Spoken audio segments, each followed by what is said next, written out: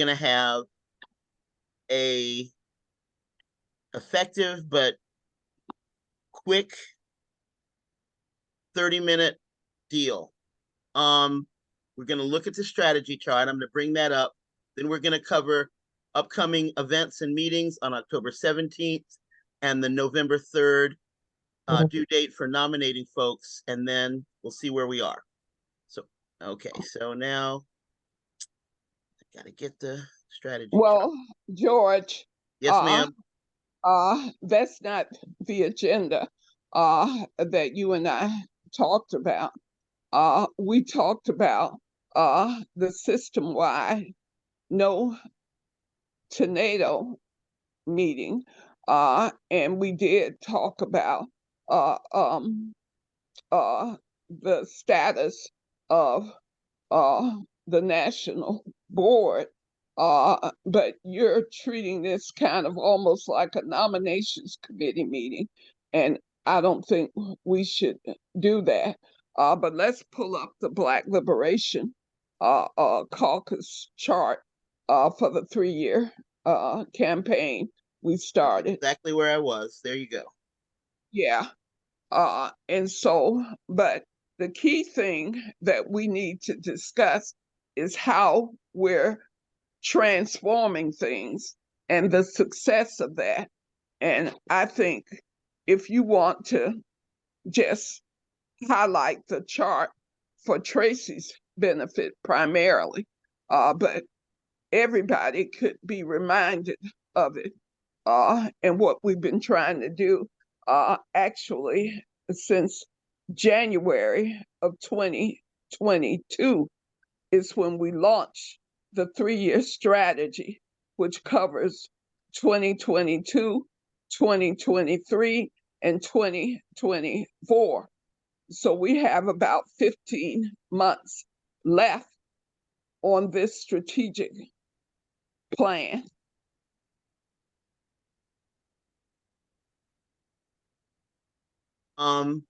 I can share a copy with this of this with you too, Tracy. But as Teresa said, we started in 2022, setting our goals, identifying allies and resources, and focusing in on activities, strategic objectives. And we were able to reach most of those strategic objectives. Wait a second, here we go. Having anti-racism training, which we haven't launched in a significant way yet, but we still have some time to get that on its feet. And then in 2020, next year, we established the European Descent Allies Caucus. That was one of the things that happened between July 2022 and June of 2023. Identifying also these allies and anti-racism transformation partners are helpful. As you'll see on the current strategic chart, one of the goals is having anti-racism training. Originally, we wanted 20. Now we hope to get 9. These branch partners. George, yes. Since we don't have much time, can you go to the final goals so that we can remind people where we want to be in 15 months? So where do we want to be at the end of the day? So we could just go through those goals and you can get the chart. You and I can update the chart and we can get it back out to everybody at some point. But if we could just do the final goals of the 3-year strategy, and then we can move on to what we've actually accomplished. And okay. We can. Here we are, July 2023 to December 2024. Does anyone need me to read these goals? Can you see them and read them yourself? Everybody can see them? Which column is that? On the far right? Oh. The one that's here, goals. Okay, far left, okay. There you are. So George, could you just read them out loud really quickly because I'm using my phone? Sure. Work on reparation ordinances in as many as 20, at least 10 branch cities. led by the UN Decades and Reparations Group. 300 new members nationally. As many as 20, at least 9 branches participate in anti-racism transformation art. That are our goals for this period. Now I'm going to go over here to activities and strategic. No, George, please. We can stop now because it has to be updated.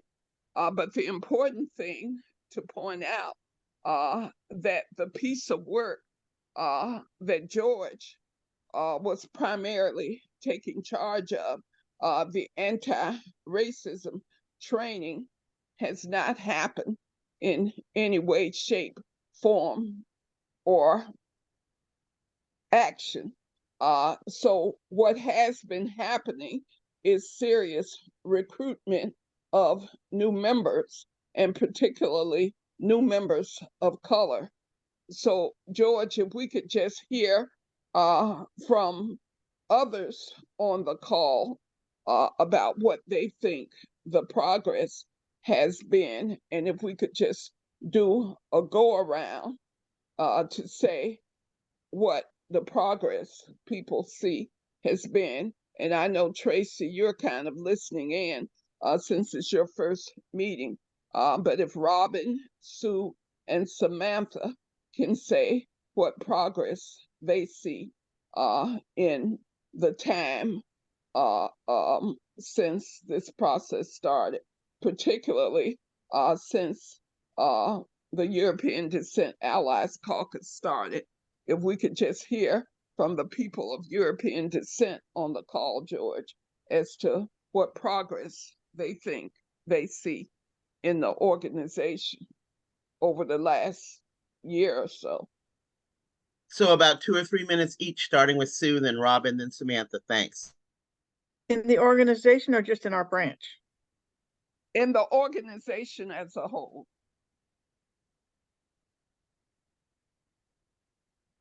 Well, I think that the BLs, the EADC and the BLC have both been good contributions to the organization, and also the UN Decades thing. I think, at one point we talked about trying to become an official committee, and we discussed the fact that since we're now meeting together, maybe we could become an official committee. There was this whole foofara about if the Black Liberation Caucus couldn't be an official committee of WILF because it was exclusive. But if we do continue to meet together, which I gather, Teresa, you think maybe we should not be doing, but if we did continue to meet together, then we could become an official committee of WILF, which might be a good thing to do. So, well, I'll speak for myself, Sue, on that after Robin and Samantha speak. Thank you. George, please move the agenda. Sue is finished. Yes, Robin was about to speak. Go ahead, Robin. Yeah, okay. Well, I mean, locally, we have more participation of people of color in our branch. For example, a longtime friend of mine from Haiti is initiating a project in our branch, and I'm going to put a e-news or e-alert or something up shortly after we finish our demonstration on Wednesday against the war in Ukraine, which has totally preoccupied me for the last few days. And we also have been involved with the the push to build a women's prison, which we discussed it at our latest meeting, and we want to publish a statement because the ACLU has issued a very good statement, and do we support it or do we want to go further? So those are the two issues for us locally. As far as nationally, I don't really know how to respond, Teresa. Thanks, Robin. Samantha, thoughts about how Edac and BLC work has affected the organization overall? 2 or 3 minutes. I have not been involved in the organization other than Edac for a long time. I haven't had the capacity to be at the national meetings or follow much. From what I've seen from Darian's emails here and there, it doesn't look like there's been much progress. So, but that's the only way I can monitor it at this point on a national level. Could I Okay. add something? Sure, go ahead. Okay. I think the Commission on the Status of Women is a very important project of national WILF, and it's important on that subject for us, especially in Edac, to speak to our communities and promote women applying to take part in going to the United Nations. I mean, somehow the United Nations has just, of course, they had their big meeting recently, and they are, and a number of, say, African nations made incredibly powerful statements against imperialism and colonialism and so on. But people don't know about that. It was just a friend who pointed them out to me. We are having a guy coming who is a Pan-Africanist, and he is on the committee that will be creating the 9th Congress of Pan-Africanism in Togo next October, and our community is all excited about that. And so we're doing workshops for the next one a month to promote what is Pan-Africanism anyway, you know. So I'm sort of excited about that. Thanks for that update, Robin. Teresa, you said that's related to Toward Freedom, which is closing, but we're starting it in this new iteration with a focus on Pan-Africanism. Got you. No, George, you should go before me and I'll go last. In our mind, our best strategy that we're getting done is getting people of color on the board and supporting their leadership, and getting allies on the board and supporting their leadership. We have a couple of allies on the board. There are, right now, if we count what Darian refers to as pundits, who are our international representatives on committees and such, there are 4 people of color on the board: Philip Cole, Martha Collins, Dee Murphy, and myself. When we get to the point where half or more of the board are people of color, and I believe we can get there, I'm not sure exactly when, but certainly by 2025, to me, that's our win. That doesn't mean we've completed the transformation, because white supremacy is ubiquitous. It's in the air we breathe, and you have to be working on it on the regular, or it shows up, which is the part of the lesson WILF does not get. They think, oh, it's a one and done thing. I went to a workshop, I read a book. So there's a lot of work that needs to be instilled within the institution itself. And we're not going to get to that place, instilling it institutionally, until we have a majority on the board. My opinion. Well, I think what the Black Liberation Caucus has been able to accomplish is getting the conversation on the table at the international level, because part of joining WILF, we're told that we're members on 3 levels in the international feminist peacemaking movement, by being a part of a section that is one of 52 sections around the world, and 18 of those sections are in Africa. And for 2 administrations in a row, the president of international wealth is an African woman. And so I think that the ceiling has been penetrated in terms of on an international level. The International Secretariat has moved to make sure that the inclusion of African women at that level is part of the organizational culture. I would say that that is a pretty big win.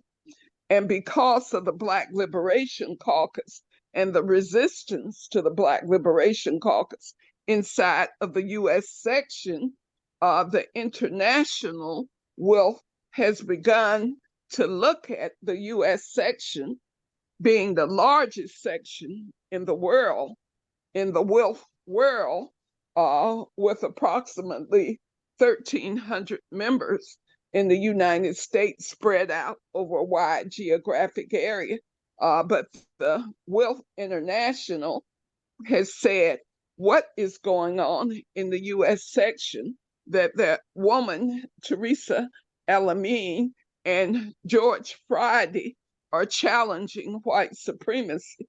So we recently got a message from the president of International Wealth that they were investigating the grievances that showed up in 2022 at the International Triennial Congress. So the Congress that was held in July of 2022, where it was uncovered that there were racial tensions inside of the International Board of Wealth, they began to point to the US and said, what about those racial tensions in the US? So there's going to be probably an update to that in the near future because Darian has been notified that the International is looking at her resistance or seeming resistance to the leadership of people of color. And the position that I have taken, dear sisters, is that it's just a matter of time. So at the end of 2024, when Darian's term is coming to a close and a new president is elected, that's when things will significantly change. And what we have to do as a joint BLC Edac caucus is to make sure that George is supported because George is a powerful program committee chair. And in all my years of being in wealth, because I'm not new to wealth, I know that the program committee chair is a very important position, and George is in that position. And you got Martha Collins, who's in charge of development, which means where's the money coming from, and do we have enough money to do everything we want to do? And so there has been significant progress based on that ceiling being penetrated of the white supremacy ceiling is what I call it. So I see significant progress in really what amounts to less than 3 years. And I think we should keep it moving in a way that we plan our work and work our plan. So even though Tracy, this is her first meeting, Tracy is not new to this issue. So George, maybe based on what we've all said, if Tracy can give her reaction, and then we can talk about where we go from here in the last few minutes. What do you think, Tracy? Well, I know better than to say rock and roll again, but I absolutely love it. Thank you for inviting me. I'm a 60s baby. As you said, I know a lot about this, and it's time to have conversations. It takes strength and it takes courage for us 6 that are here right now. It's very painful.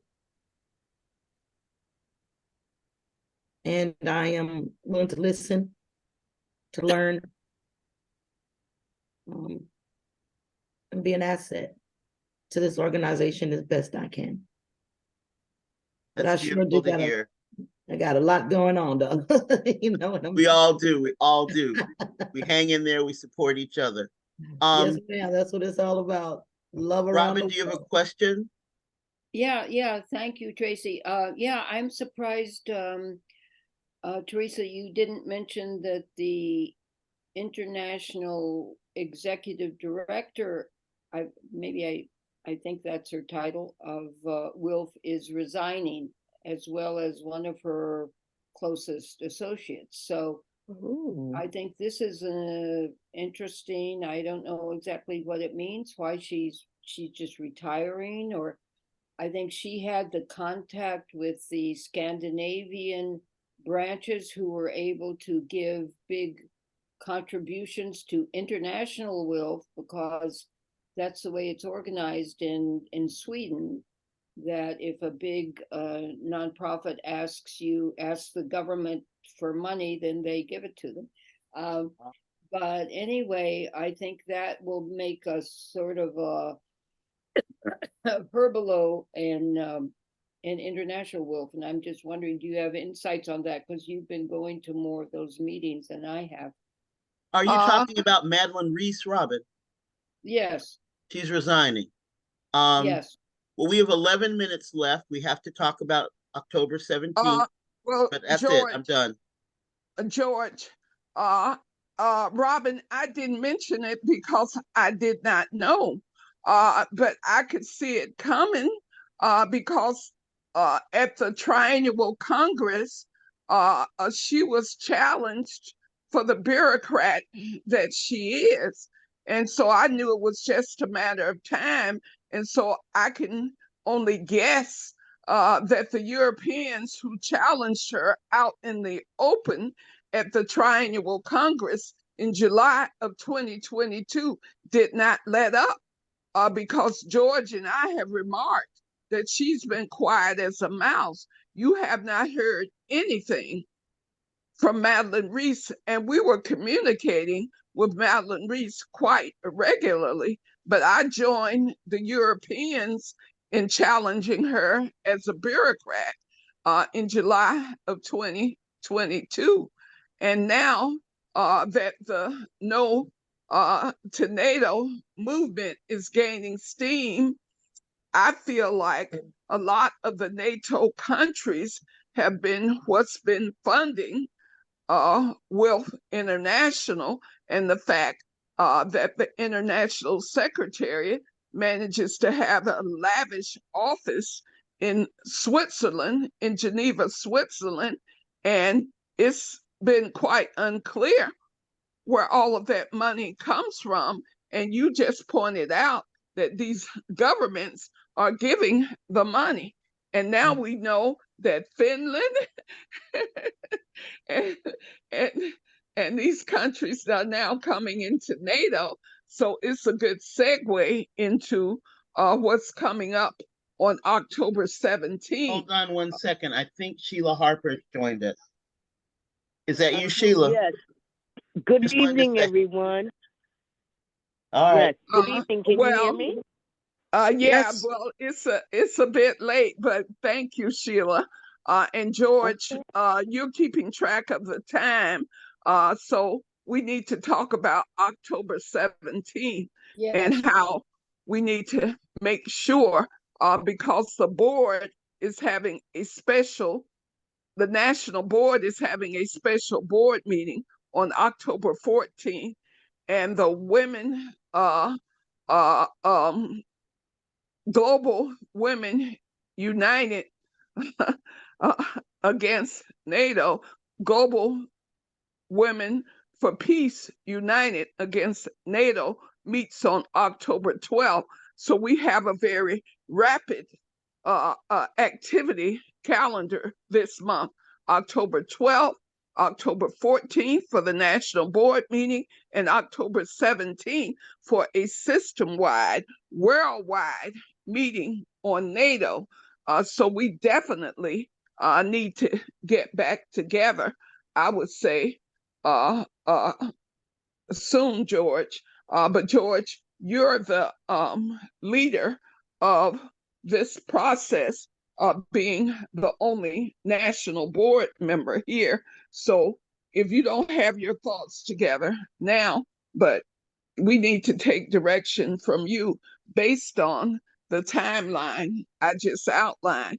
October 12th, which you're not in charge of the meeting, but you'll be playing a significant role in that meeting, which is an international meeting of women who say no to NATO, and then the national board meeting. And if you can explain what the limits are of that national board meeting on October 14th, and then we can talk about what you're going to be saying to Sophie and Jenny about, because I think Jenny Olin is moving into position to be the new executive secretary of Wealth International. She's a logical next person to do that if Madeline steps down.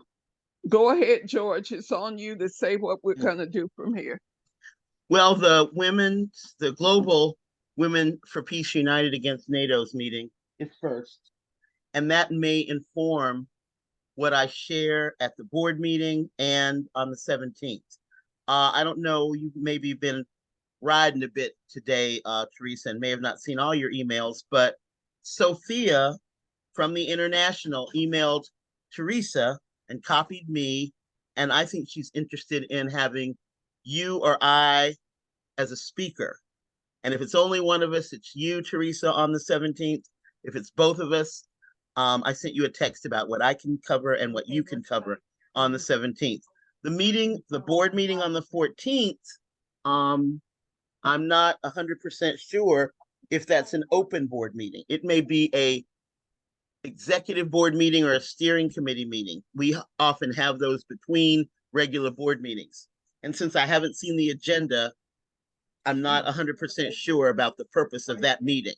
But I will be at the meeting, the board meeting, whether it's executive, open to members, or whatever. It'll be a meeting where I am giving an update on what's going on with no NATO. Now, the meeting on the 17th with International is not right now described or going to be described as a no NATO meeting. It's just NATO covering NATO. But the history of international wealth is strongly against NATO. And that message is the one that I will be upholding. If there is discussion about being neutral about NATO or not taking a strong stand, I will, on the 17th and on the 12th or 14th, anytime I'm talking about Wilf's position, I will stand on that history going back to 1983, criticizing NATO, and in the 22nd triennial, which was in 2008, strongly anti-NATO statements coming from Wealth International. So that's our legacy. We need to keep up to it and live up to it all through next July in DC. We have 4 minutes left. Well, George, one of the things that I struggle with you about, because your work has given you this role of kind of running things and facilitating things and forgetting about democracy. There is no way that the National Board of Wealth can meet and exclude members. At the National Board meeting on September 30th, I was the only guest who invited herself. Mary Beth Gardam was invited as a member of the development committee to make a presentation. She and I were the only people at the meeting who were not actually regular members of the national board, or in Dee's case, a regular pundit member who had voice but no vote. So it was one of the best attended board meetings I have seen in years. And I know for sure that the October 14th board meeting needs to be open because it is a special board meeting which members need to be aware of, that these issues of finances and other issues that affect the entire membership will be discussed on October 14th. The importance of that special board meeting is that the triennial is coming up, and it should be more of a democratic space than it has been in the past. And that is important. So, George, I did miss the email from Sophie, and I will look at it and I would respond. It's pretty late at night in wherever she is, which is probably somewhere in Europe. But I will respond because I'm sure that Madeline probably told her about my fierceness on No to NATO. And yes, I think you and I, George, should jointly prepare to present on the movement that we started inside the U.S. section when we came up with the No to NATO working group inside of Disarm. And then we broke off from Disarm and we continue in other ways. So, George, you and I need to get together to talk about that. Absolutely. And so I think we're like 1 minute from ending time. So if Sheila Harper could take a moment and introduce herself. I'm so glad you made it, Sheila. I guess you had a Yeah. busy day, but introduce Yeah. yourself, Sheila Harper, because Tracy Robbins from the Southern Piedmont branch is here, and she's a new member of African descent. Okay, excellent. Well, my name is Sheila Harper. I'm from Philadelphia. I've been with Wolf now. I guess I'm going into my second year. I was participated in Teresa's tour when she came to Philadelphia, coordinating everything for the No to NATO process. I personally chauffeured her around a little, and we one of the things that we also did was we had Cobra, the co-founder of Philadelphia Cobra, do the a meeting with us when Teresa was here in terms of reparations here in Philadelphia that we're in the process of doing now. And that's pretty much it. I don't know what else you want me to say, but I am learning. I'm still in the process of learning. And Philadelphia is definitely in the house, and we are actually doing some work directly with the co-founder of Philadelphia Cobra around anti-racism work. And Thanks, Sheila. We're 1 minute after, so that's not terrible. I'll make my pitch again. For those of you who've been members for 2 years or more, consider running for office. And as program chair, I want us to have a vibrant, vital, external and internal representation of our work. And that means it's coming from people like us. All right, have a great day. George, on the subject matter that we started with, Sheila is another example of the progress that's being made, particularly in a historic branch like the Greater Philadelphia branch. So here we are, 7 people on a call, and the majority of us are women of African descent. And I think we should just take a deep breath and just notice that significant progress.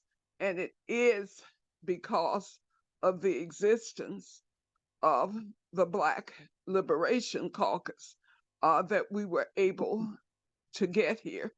And Sheila came to the Umoja Unity Talks along with many other WILF members.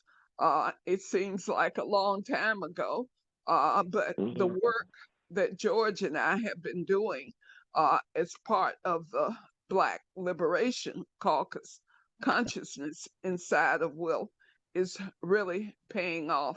And I would just say to Samantha, in particular, that I would really be glad to see her being more engaged in WILF and to help George and Tracy and Sangria build the Southern Piedmont branch.